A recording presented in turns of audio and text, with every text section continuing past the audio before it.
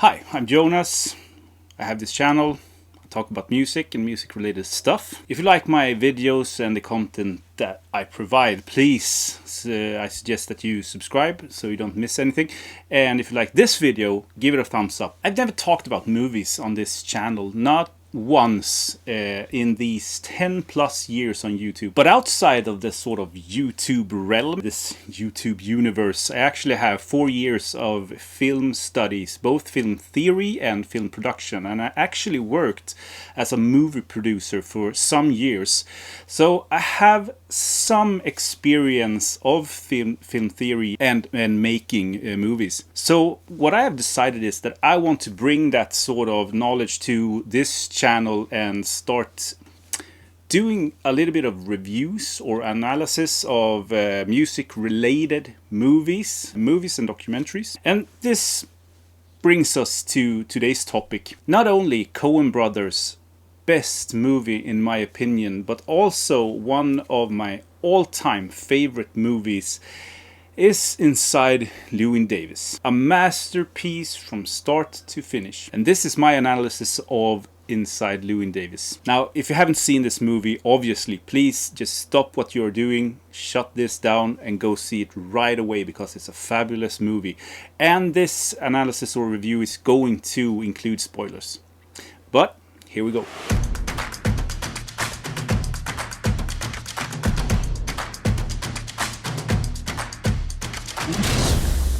So first off, the vital stats, and I'm reading here. The title is Inside Llewyn Davis, obviously.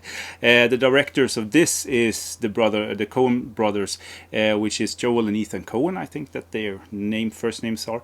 The year is 2013. Lead actors, I choose to pick Oscar Isaac, obviously, but also Carey Mulligan and John Goodman. The production company is Studio Canal.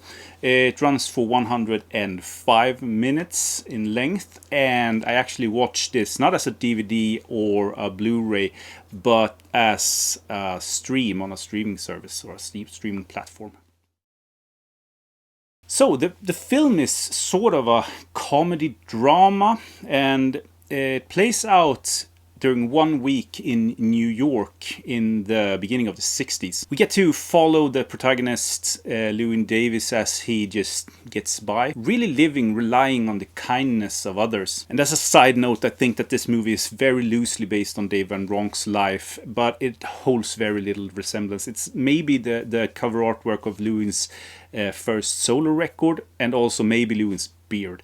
But other than that, there's not much resemblance. Now, I mean, people around him is getting recognition for the most meaningless piece of shit songs and performances. And Llewyn is like treading water and going nowhere, regardless of his achievements, status, and principles. And this is really a classic way of building a character. I mean, Llewyn is fantastic, and the first song and the intro of the film just proves that.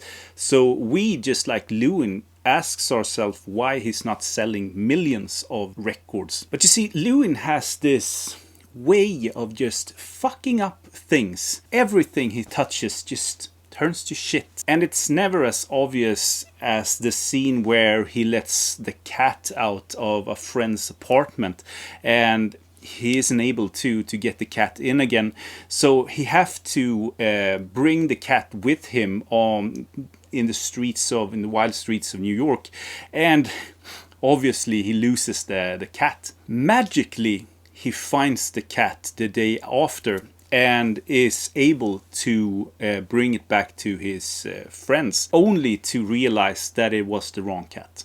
I mean, this film is without any sort of magic realism. Things just don't get magically fixed. This is real life, and you are responsible for your actions. The story is quite simple on the surface, but there are many, many layers on this wonderful onion. The city isn't really prepared or ready for folk music as of this date, and maybe Llewyn has been or is a little bit ahead of his time. And in the end scene, we see a young Bob Dylan, and we can only sort of imagine what could be or would be if Llewyn just had a little bit of luck, a little bit of wind in his sails.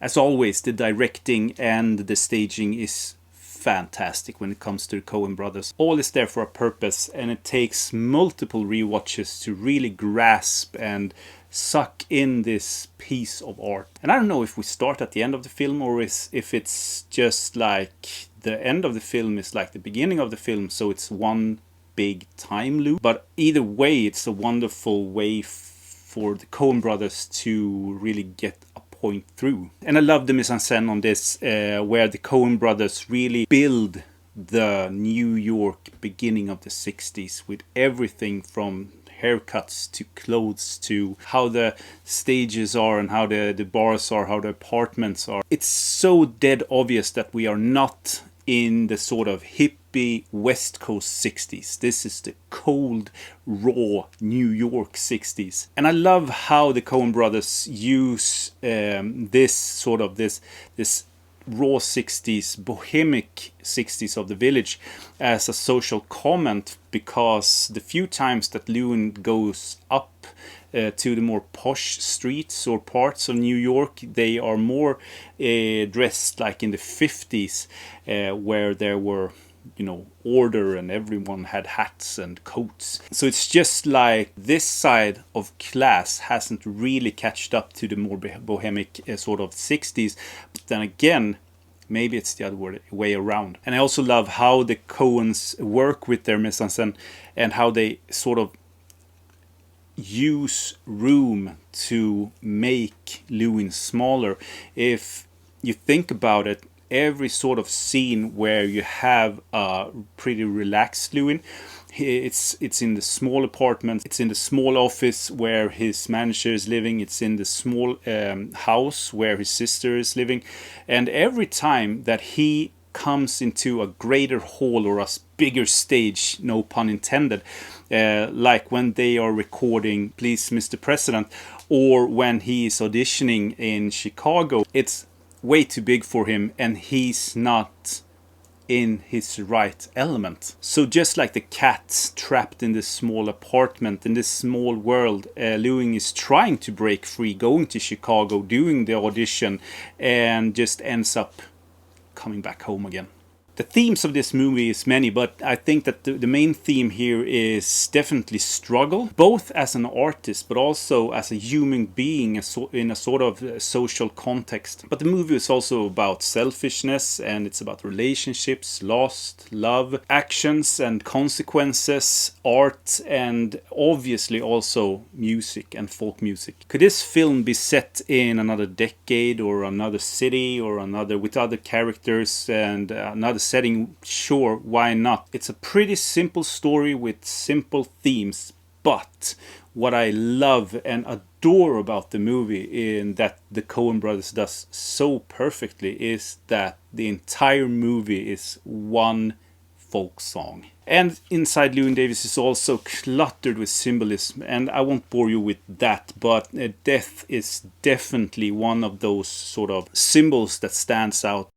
So besides Llewyn Davis, played brilliantly by Oscar Isaac, we have the love interest, which is Jean, who detests Llewyn, but she's pregnant with his child. But in the same time, she's going steady with the character played by Justin Timberlake, so that's a little bit of a problem. You also have John Goodman's character, and he's not in the movie that long, but he plays like this struggling heroin addict, elitist jazz musician. And I think that the main purpose of that character that John Goodman plays is just trying to make Llewyn realize that he is not an artist, he's not a real musician, and his struggles and his sacrifice for the arts are puny in comparison to this jazz artist. The characters in this film is fantastic, and they are really believable. You sympathize with Llewyn